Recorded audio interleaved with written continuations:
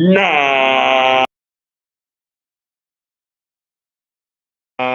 मा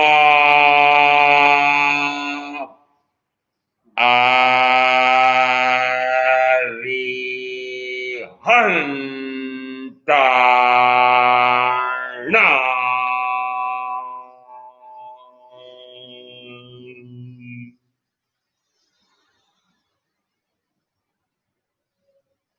ना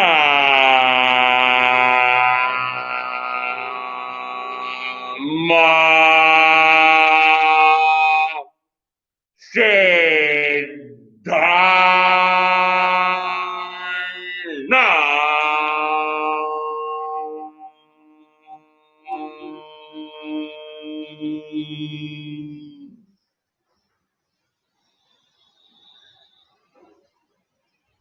ना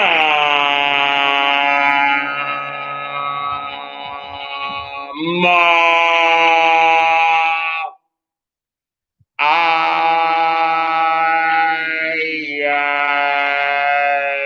रे या ना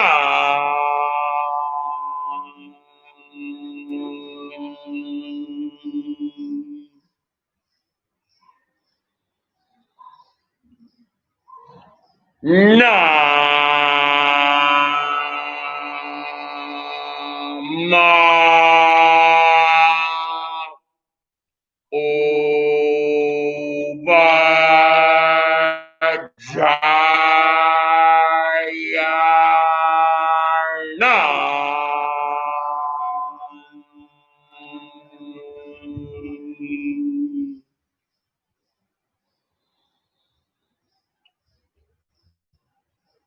ना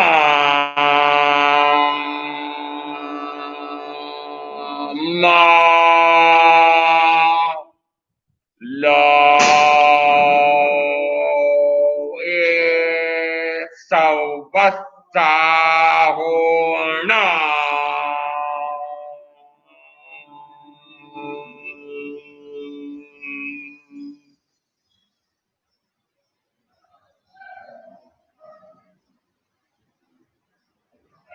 ऐसा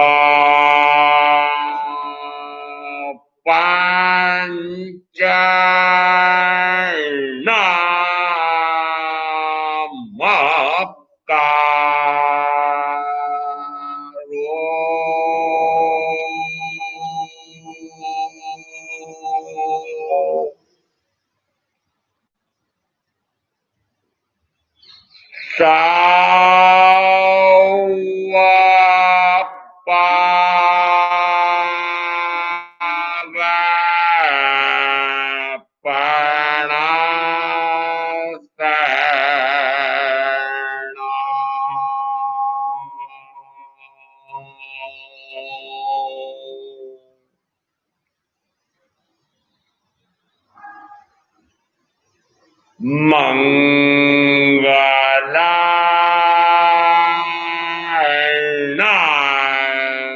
च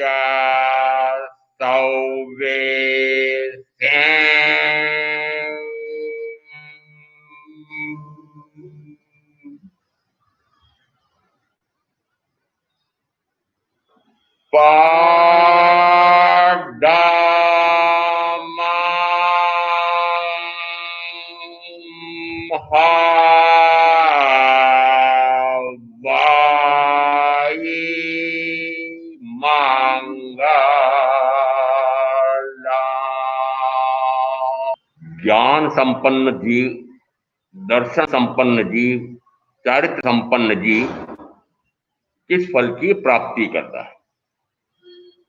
संबंध जोड़ना पड़ेगा। मन गुप्ति, वचन गुप्ति, काय गुप्ति, मन समाधारणता, वचन समाधारणता, काय समाधारणता। 6 बोलों की व्याख्या कुछ हुई थी। मन गुप्ति, वचन गुप्ति, काय गुप्ति में भी फल क्या आ रहा था कि जिस समय इन तीनों को गुप्त कर लेता है, मात्र आत्मा आत्मा में गुप्त हो जाता है, इसका अर्थ है कि उसका बाह्य में कोई भी विकार का भाव, विभाव का भाव नहीं होता है। तब कहा जाता है कि मन की, वचन की, काया की या इंद्रियों की क्रिया पूर्णतः रुक गई है। काया की क्रिया रुकेगी नहीं, काया के अंग उपांग अवयव कोशिका की क्रिया भी रुकेगी नहीं। ये काय गुप्ती कहो चाहे काय समाधारणता कहो, उन दोनों में इस बात को स्पष्ट किया था कि इस काया या काया के अंग उपांग में होने वाली क्रिया प्रतिक्रिया पर मेरा ध्यान न जाए, वह काय गुप्ती है और वह काय समाधारणता। काय समाधारणता उस काय गुप्ती से भी अधिक सूक्ष्म है। और अब यहां आ रहा है ज्ञान संपन्न, दर्शन संपन्न और चरित्र संपन्न। ज्ञान, दर्शन, चारित्र, आगमों में सामान्यतः ये तीन मिल करके मोक्ष का मार्ग बनते हैं। उत्तराधन सूत्रकार के अनुसार ज्ञान, दर्शन, चारित्र और तप, ये चार मिलकर के मोक्ष का मार्ग बनते हैं। इसका अर्थ है कि यहां चारित्र में तो संयम और तप दोनों का समावेश हो जाता है। फिर उत्तराधन सूत्रकार को ये संयम में चारित्र और तप दोनों सम्मिलित हो गए हैं, तो उनको तप की महत्ता अलग से क्यों दिखानी। उन्होंने माना कि तप इस प्रकार का है कि जिससे अनेक भवों के अनंत कर्मों का भस्मीभूतकरण हो जाता है, भस्म हो जाते हैं। ऐसा तपोमार्ग 30वें अध्ययन में 6ठी गाथा में है। इसका अर्थ है कि तप वह कोई विशिष्ट होना चाहिए। कौन सा तप होना चाहिए फिर वो, कि वह तप एक अपेक्षा से तपों में सर्वश्रेष्ठ ब्रह्मचर्य तप है,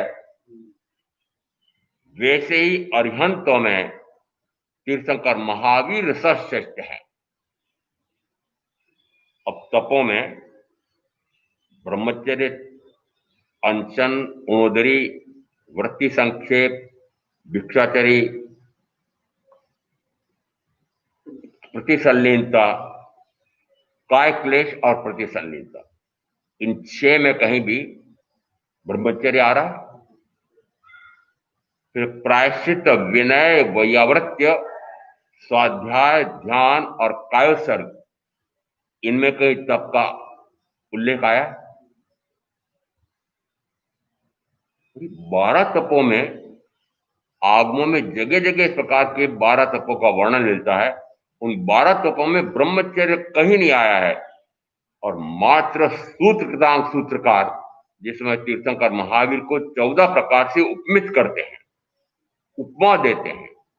वस्तुतः उपमा, जो उपमा दी जा रही हैं, वे सारी उपमाएं उन तीर्थंकर महावीर के ज्ञान, दर्शन, चारित्र या आत्मज्ञान, आत्मदर्शन, आत्मरमणता रूप चारित्र, उसके सामने वो उपमा फीकी पड़ती है।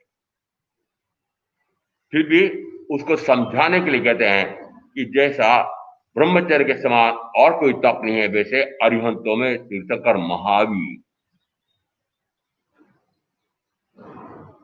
दान उपमा दी कि दान में जैसे अभय दान सर्वश्रेष्ठ है, वैसे ही अरिहंतों में तीर्थंकर महावीर सर्वश्रेष्ठ है।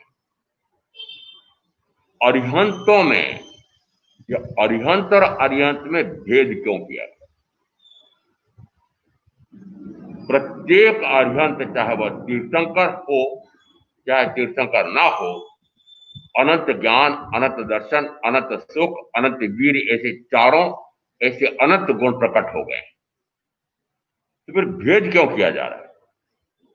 भेद इसलिए किया जा रहा है कि पूर्व के भाव में जिसने क्षायिक सम्यक दर्शन लेकर के और तीर्थंकर नाम गोत्र कर्म का 20 गुणों की आराधना सहज ही हो जाती है, उसके कारण से तीर्थंकर नाम गोत्र कर्म का बंद किया है। और उस कारण से अब अगले भाव में आकर के वे जिस समय केवल ज्ञान केवल दर्शन प्रकट करते हैं, उस समय उस तीर्थंकर नाम गोत्र कर्म का उदय आता है और कर्म के उदय में उनकी वाणी खिलती है।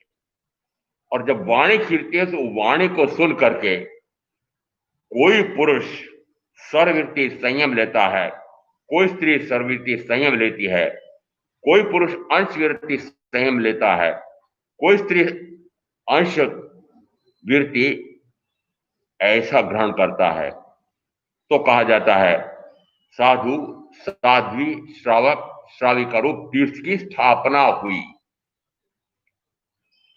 इसलिए वे तीर्थंकर कहलाते हैं। स्थापना हुई के स्थापना की।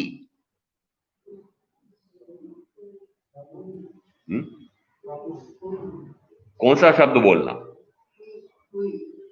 कि यदि 4 घाती कर्मों का क्षय हो गया है, इसका अर्थ है कि ज्ञानावरणीय कर्म जब पूर्णतः क्षय हो जाता है तो पूर्ण ज्ञान का प्रकाश होता है। मात्र आत्मा को ही जानना जानना जानना जानना निरंतर, ये तो अभ्यंतर अपेक्षा से है, परंतु ज्ञान गुण की महत्ता दोनों अपेक्षा से है। ज्ञान गुण स्व को भी प्रकाशित करता है और पर को भी प्रकाशित करता है। इस कारण से कहा वह केवल ज्ञान, साथ में का अनंत ज्ञान। केवल ज्ञान में और अनंत ज्ञान में क्या अंतर है? केवल निज स्वभावनु अखंड वर्ते ज्ञान, कहिए केवल ज्ञानते देह छता निर्वाण। केवल निज स्वभावनु अखंड वर्ते ज्ञान, निज स्वभाव में निरंतर वर्तन हो रहा है। वर्तन कैसा हो रहा है कि लेश मात्र भी वह एक समय के लिए भी खंडित नहीं होता, एक समय के लिए भी खंडित नहीं होता। जानना जानना जानना जानना आपका कब से चल रहा है?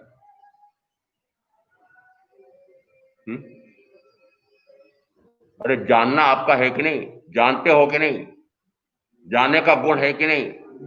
जिस गुण से जाना जाता है उस गुण को कहते हैं ज्ञान गुण। वह ज्ञान गुण मेरा मेरे साथ कब से है? मेरा और मेरे साथ कब से है? कि जब से मैं हूं। मैं कब से हूं? अनादि से। इसका अर्थ है वो ज्ञान गुण कब से है? अनादि। पर विचित्रता यह है कि ज्ञान गुण अनंत काल तक, अनादि से गिनो तो अनंत काल हो गया, निरंतर पर को अपने रूप जानना और अपने को न जानना, इस प्रकार से निरंतर हो रहा था। उस समय कहा जाएगा वह अज्ञान में वर्तन कर रहा है। और अब यहां ज्ञान संपन्न जीव के लिए आया कि जिस समय वह अपने को अपने रूप जानता है और पराये को पराये रूप जानता है। अभी आपकी चाल कैसी है? आपकी चर्या कैसी है? अरे बहुत काल की बात नहीं कर रहा हूं। प्रातः उठना, नींद खुलते से आपने किसका कार्य किया, किसकी गतिविधि में लगे रहे? तो मैं कह सकता हूं शरीर का कार्य किया, शरीर को जाना, शरीर को देखा, शरीर में रमे। कौन सा कार्य किया? कि शरीर को जाना। कैसा जाना? अपना जाना कि पराया जाना?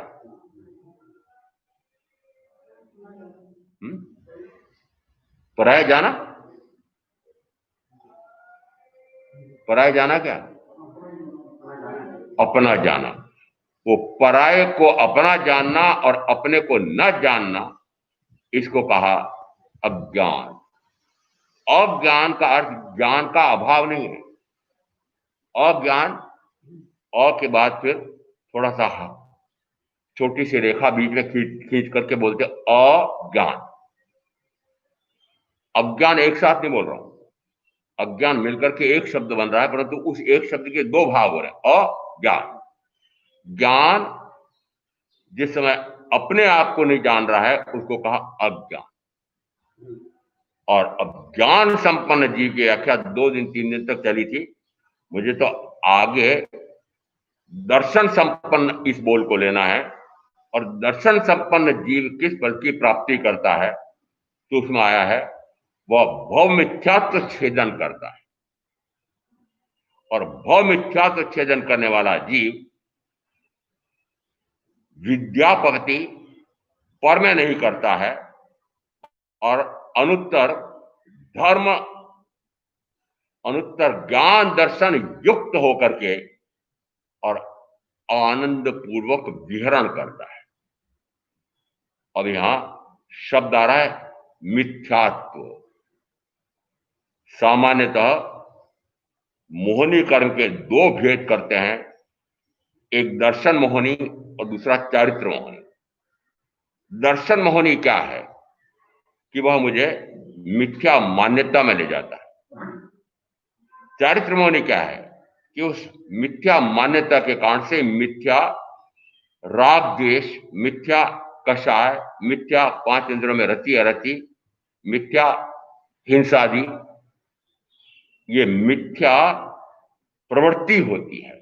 वो मिथ्या प्रवृत्ति जो बाहर में हो रही है वो किसके बल पर हो रही है? मिथ्यात्व के बल पर हो रही है। वो मिथ्यात्व किसके बल पर टिका हुआ है? वो मिथ्यात्व कौन से कर्म के फलस्वरूप कार्य कर रहा है?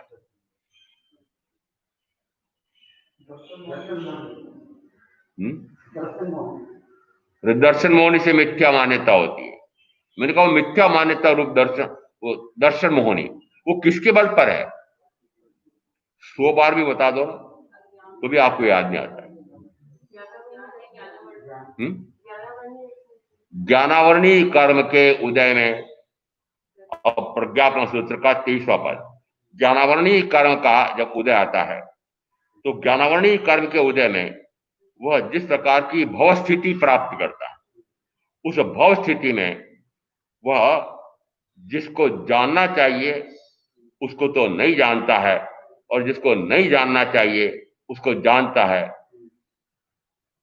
उसका ज्ञान तिरोहित हो जाता है, जानते हुए भी नहीं जानता है, जानते हुए भी नहीं जानता है, जानते हुए भी नहीं जानता है। जिस समय चित्त संभूत वाले अध्ययन में संभूत मुनि, पूर्व का नाम है, वर्तमान में ब्रह्मदत्त चक्रवर्ती, चित्त मुनि पूर्व के ही भाई संयमी थे। जैसे तैसे उनको पता लगा, बहुत योग संयोग से पता लगा कि ये मेरे पूर्व के साथी संयमी भाई ये ब्रह्मदत्त चक्रवर्ती हैं। उनको समझाने के लिए आते हैं, और समझाते क्या है कि तुम इस चक्रवर्तित्व को छोड़ो, वैभव को छोड़ो और सर्ववृत्ति संयम लो। कितना ही समझाने के बाद जिस समय ब्रह्मदत्त चक्रवर्ती बोलते हैं कि मैं भी जानता हूं कि चक्रवर्तित्व का 6 खंड का भोग भोगना, ये 64,000 अप्सरा जैसी रानियों के साथ 5 इंद्रियों का भोग भोगना, यह कर्म का भयंकरतम बंद कराता है। मैं भी जानता हूं। कौन बोल रहा है? अरे मुझे उस उदाहरण से क्या लेना देना, मैं कह रहा हूं आप भी ऐसा ही जानते हो, आप भी, मैं भी जानती हूं। महाराज आप कौन सी नई बात बता रहे हो कि 5 इंद्रियों के भोगों में चक्कर के मजा लेते हैं तो भयंकर कर्म का बंद होता है? जानती हूं महाराज, मैं भी जानता हूं। आप कौन सी नई बात बता रहे हो? जानते हो क्या कि 5 इंद्रियों के भोग भोगने से जो धन वैभव रिद्धि संपन्नता अपने प्राप्त कर रही है, उसका भोग भोगने से दुर्गति नरकगति होती है। तो यह मैं भी जानता हूं, ऐसा जिस समय ब्रह्मदत्त चक्रवर्ती बोल रहे हैं, आगे क्या बोला उन्होंने?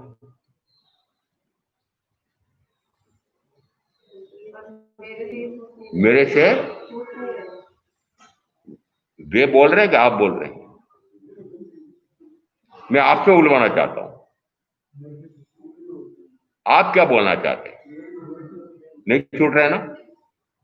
नहीं छूट रहे हैं। वो नहीं छूट रहे हैं, इसका कारण है ज्ञानावरणीय कर्म। मूल में कौन है कि ज्ञानावरणीय कर्म का जब उदय आता है, उस समय वह जो भव स्थिति प्राप्त करता है, उस भव स्थिति में, अब आगे दिया, उस भव स्थिति में वह जिसको जानना चाहिए उसको तो जानता नहीं है, जिसको नहीं जानना चाहिए उसको जानता है, जानते हुए नहीं जानता है, नहीं जानते हुए नहीं जानता है, और उसका ज्ञान तिरोहित हो जाता है। तिरोहित होना, इधर उधर हो जाना है। ऐसा यदि ये प्रज्ञापना सूत्र के 23वें कर्म बंद पद में कहा है, तो अर्थ निकल रहा है आत्मसिद्धि सूत्रकार की एक गाथा आ रही है, भव स्थिति आदि ने जो इच्छो परमार्थ तो करो सत्य पुरुषार्थ, भव स्थिति आदि नाम लई छेदो नहीं आत्मार्थ। ओरियंत नगर वाले ये योग संयोग से आ गए आज, इनको ये पता नहीं था कि हमारी 12 बजेगी आज। 5 महीने तक लगातार इन्होंने आत्मसिद्धि सुनी थी, आत्मसिद्धि की व्याख्या सुनी थी। याद रहा कुछ? जो इच्छो परमार्थ तो, यदि परम अर्थ की इच्छा करते हो, परम अर्थ किसको कहते हैं?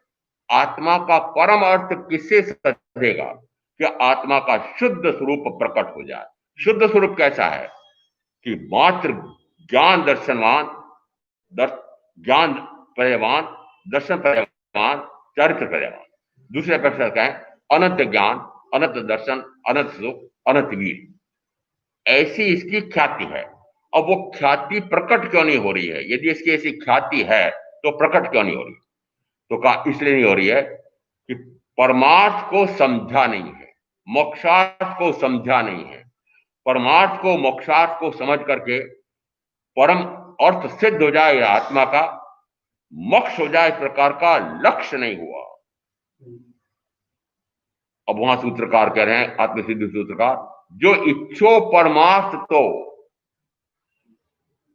अब पहले अपने आप का पता लगाना, एकांत में बैठ करके और विचार करना, स्वयं से स्वयं प्रश्न पूछना, स्वयं ही स्वयं को उत्तर देना। यहां मैं सभा में पूछूंगा तो हमारे ये पद्मजी जी पटवा ऐसे हैं कि मेरा तो चेहरा बहुत साफ दिखना चाहिए सारे संघ के सामने, भाई बहनों के सामने, तो झूठ मूठ उत्तर देंगे। इसलिए अपने आप को पूछना कि क्या मोक्षार्थ साध लूं, ऐसा आपने अंदर में भावों में पक्का किया है? नहीं किया। यदि भावों में ऐसा पक्का हो जाए कि मार्ग तो मात्र यही है, कौन सा मार्ग? कि मार्ग तो मात्र ज्ञान और दर्शन लक्षण वाला, जो 4 कारणों से संयुक्त तीर्थंकर ऐसे जिनेश्वर परमात्मा ने जो फरमाया है वही सत्य मार्ग है, वही मार्ग है, उसी मार्ग पर चलना चाहिए। क्यों? क्योंकि उसी मार्ग पर चले तो मुक्त होता है, और उस मार्ग पर नहीं चलने से मैं अनंत काल से जन्म मरण जन्म मरण जन्म मरण जन्म मरण इसका अनंत दुख पा रहा हूं। यदि अनंत जन्म मरण के दुख से दुखी हुए हों, ये बार बार पूछता हूं, आपसे पूछ रहा हूं, जन्म मरण के दुख से दुखी हुए क्या? आजकल पद्धति कुछ अलग हो गई है। 9 सवा 9 महीने तक वह मां पलंग पर पड़ी रहती है, पता नहीं क्या काया की स्थिति ऐसी हो गई है। और फिर जिस समय बच्चा होने वाला होता है, उस समय वह मात्र चीरा लगाया और आराम से निकल गया। क्या जन्म के समय दुख का आपको अनुभव आया? और आया भी हो तो मैं कह सकता हूं 2-2.5 वर्ष तक की जो घटनाएं हैं वो बाद में याद रहती है क्या? नहीं रहती है। मुझे अपनी चीजों से पता लगा कि तो जब 8 महीने का था तब पिताजी चले गए थे, 1.25 साल का था जब माता चले गए। अब मैंने उन 8 महीने में उनको देखा था कि नहीं, उन माता को भी 1.25 साल तक मैंने देखा था कि नहीं, जाना था कि नहीं। अब मैं कितना ही स्मरण करूं, मुझे स्मरण नहीं आया था, स्मरण नहीं आता कैसे थे वो। अर्थ क्या निकला, क्या अर्थ निकला कि जो घटना घटी है, जो भयंकर से भयंकरतम दुख उस समय जन्म के समय आया था, मुझे विस्मृत हो गया। बस वही समस्या है, वही समस्या आ रही है कि वो विस्मृत हो गया। इस कारण से मैं पुनः पुनः याद दिला रहा हूं कि जन्मम दुखम जरा दुखम रोगाणी मरणाणी अहो दुखो संसारो जत्त की संति जंतो। जन्म दुख है, जरा दुख है, रोग दुख है, मरण दुख है। मरण, महाराज देखते देखते प्राणत हो गया। थोड़ी देर पहले से बात कर रहे थे और अचानक प्राणत हो गया। वो मेरे भी प्राणत ऐसा हो जाए। मैंने देखा उनको तो मरण के समय कोई वेदना नहीं हो रही थी, आराम से प्राण टूट गए थे। तो मरण का अनुभव, पहले मरण हुआ था कि नहीं? अरे अनंत की बात नहीं करता मैं, तो पूर्व भव की बात करता हूं। याद है? यदि केवल ज्ञानी कह रहे हैं कि जन्म दुख है, मरण दुख है, आपने इस बात को माना? पहली बात तो सुना भी, मतलब कितनी बार सुन लिया हमने, ये गाथा सैकड़ों बार सुन लिया हमने। अरे सुन तो ली, परंतु आपने उसको हृदयंगम किया, आत्मसात किया, अंदर में पक्का हुआ। आपने मात्र ये पक्का कर रखा है ये रोग दुख है, ये वृद्धावस्था दुख है। जो बीच में दो आते हैं, बीच में दो नहीं है, बीच में सैकड़ों हैं, अनगिनत है। किसके बीच में? जन्म और मरण, इन दो के बीच में आने वाले उन अनेक दुखों का तो आपको स्मरण है, दुखी होते भी, परंतु इन अनेक दुखों का मूल जन्म और मूल मरण, उसका आपको ज्ञान भान नहीं। इसे बीच के दुख मिटाने के लिए आप पूरा मनुष्य भाव, उसका पूरा आयुष्काल ये बीच के दुख मिटाने के लिए प्रयत्न करते हैं, परंतु बीच के जो अनेक दुख आपको आए हैं, उन दुखों का मूल जन्म है। तो फिर पुरुषार्थ कैसा करे? पुरुषार्थ कैसा करे कि अनेक दुख जो इस भाव में मुझे मिले हैं, उसका कारण है कि जन्म लेना पड़ा। तो फिर तय क्या होगा? तय क्या होगा? जन्म ही न लेना पड़े। और ज्ञान संपन्न जीव को किस फल की प्राप्ति होती है? वहां पर भी यही आ रहा है। क्या आया? ज्ञान संपन्न जीव सर्व भावाभिगम को जान जाता है, सर्व भावाभिगम का ज्ञाता हो जाता है। और ऐसा जब हो जाता है तब वह संसार अरण्य में, अटवी में घूमता नहीं है। सुई यदि डोरे सहित हो तो गुमती नहीं है, गुम जाए तो तुरंत मिल जाती है। और फिर ज्ञान, विनय, चारित्र, तप रूप संयोगों को संप्राप्त करके वह स्व समय का भी ज्ञाता हो जाता है, पर समय का भी ज्ञाता हो जाता है। यदि सर्वभावाभिगम को जाना तो स्व समय को भी जान जाता है, पर समय को भी जान जाता है। स्व यानी मैं, समय में आत्मा। तो मैं आत्मा ऐसा अपने आप का भी स्वरूप जान जाता है, पर शरीरादि, रागादि, ज्ञानावरणादि इनका स्वरूप भी जान जाता है। स्व को भी जान लिया, पर को भी जान लिया, स्वभाव को भी जान लिया, पर भाव, विभाव भाव, शुभाशुभ को भी जान लिया। ज्ञान संपन्न होने के लिए यह जान लेना पर्याप्त है। ज्ञान संपन्नता प्रकट हो गई? नहीं। प्रकट कब होगी?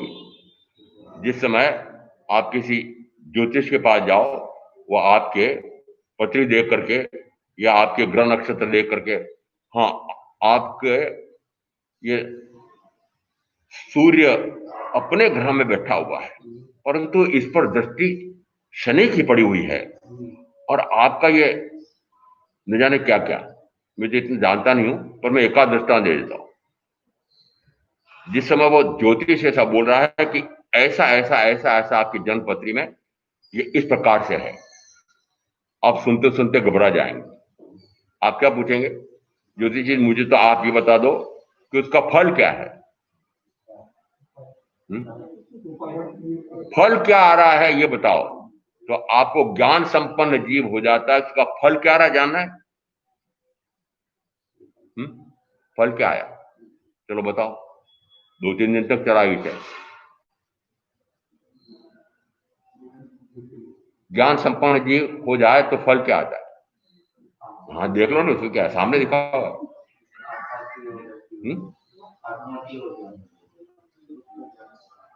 वो आ रहा है, फिर वो पर भाव से परास्त नहीं होता है, विभाव भाव से परास्त नहीं होता है, शुभाशुभ भाव नहीं करता है।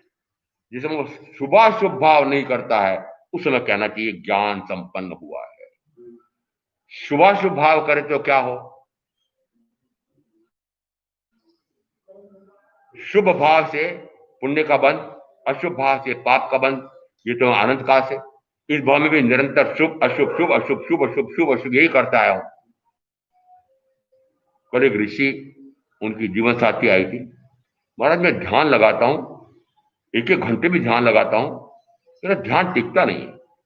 कभी कभी तो ऐसा लगता है कि हाँ कुछ कुछ लगा है, थोड़ी देर का आनंद आया है, और फिर वो आनंद का ऐसा अनुभव आता है, मैं पुनः पुनः उस आनंद को लेने जाता हूं, वो मिलता ही नहीं।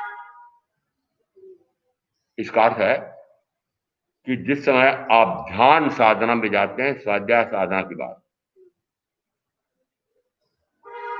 मैंने कहा कि आप कौन से स्थान पर बैठे हुए हो, कौन सा वेश ले रखा है, सीधा पूछा।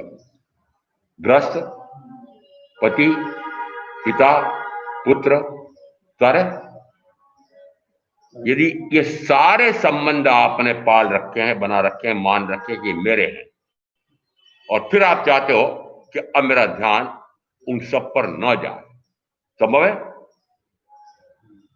संभव है?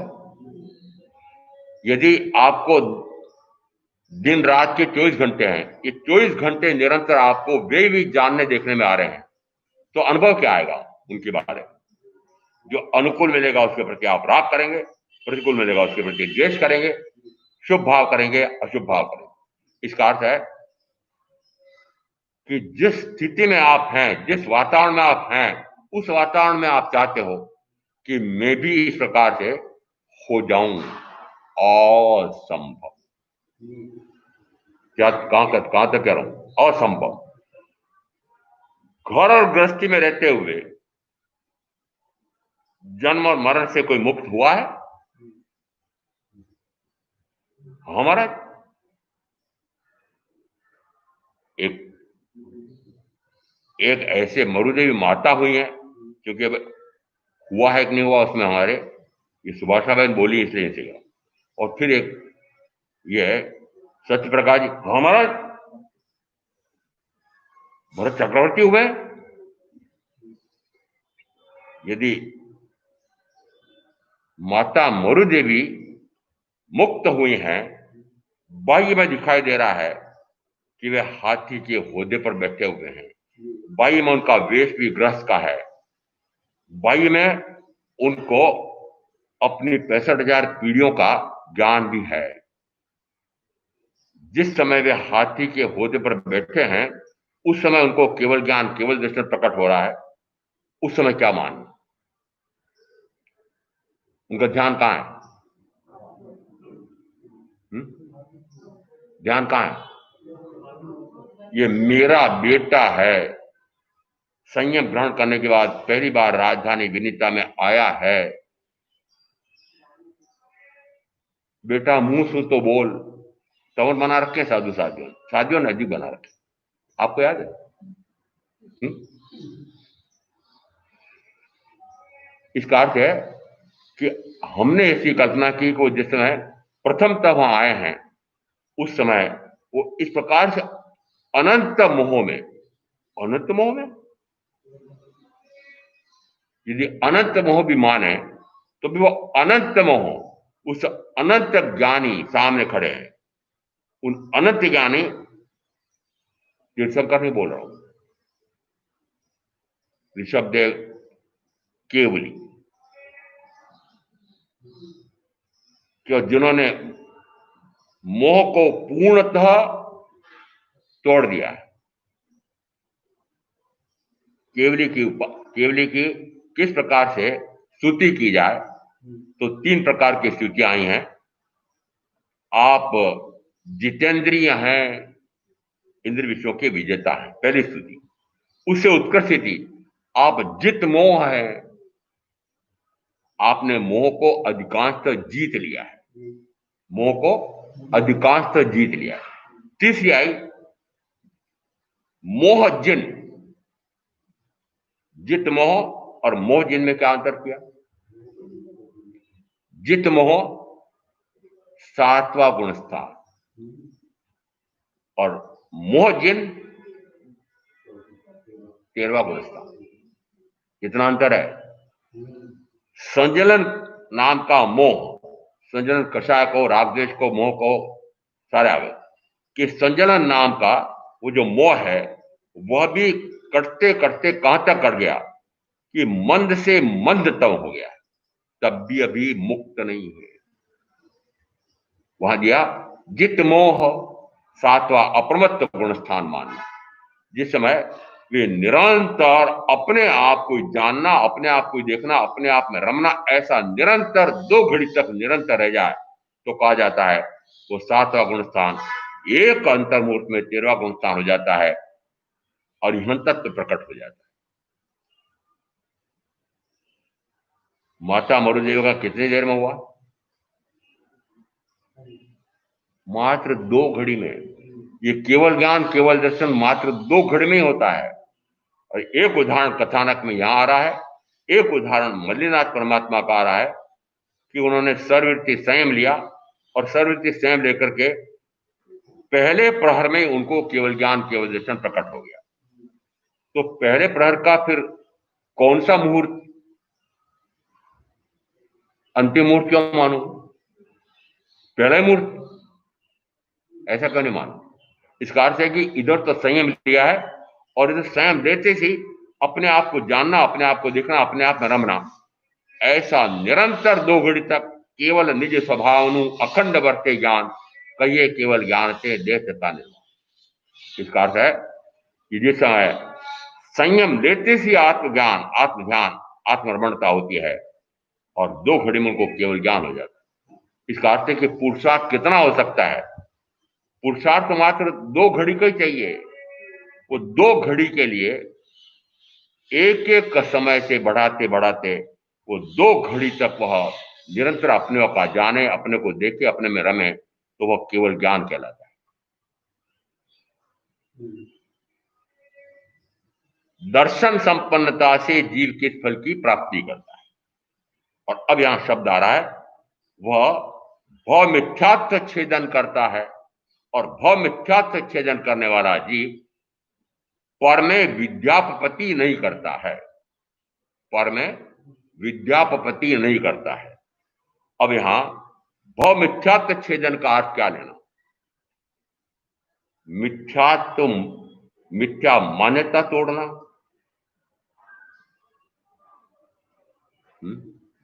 शब्द मिथ्यात्व आ रहा है तो प्रथम शब्दावली में तो आ रहा है वह मिथ्यात्व छेदन करता है। आगे उत्तर आ रहा है वह मिथ्यात्व छेदन करता है, उससे वह विद्यापति पर में नहीं करता है और वह अनुत्तर ज्ञान दर्शन संयुक्त होकर के विहरण करता है। अंतिम फल क्या आया? अनुत्तर ज्ञान दर्शन संयुक्त। अनुत्तर का अर्थ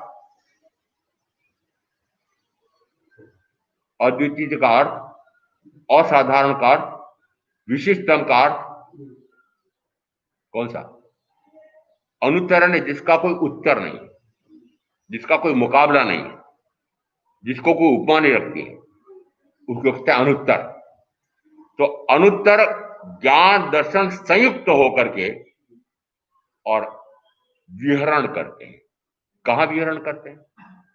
विहरई शब्द आ रहा है प्रकृति, विहरई, विहरण करते हैं, विहार करते हैं।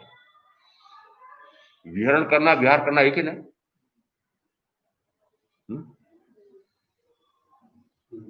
अरे विहार करना एक एक ग्रामानुग्राम, एक गांव से दूसरे गांव में। अब विहरण क्या हो रहा है? मात्र अपने आप को जानना, अपने आप को देखना, अपने आप में रमना। तो अब यहां पर जो दर्शन संपन्नता का फल यदि अंतिम रूप में इस प्रकार से आ रहा है, तो फिर क्या मात्र मिथ्यात्व को तोड़ करके सम्यक्त्व में आना, ऐसा करें?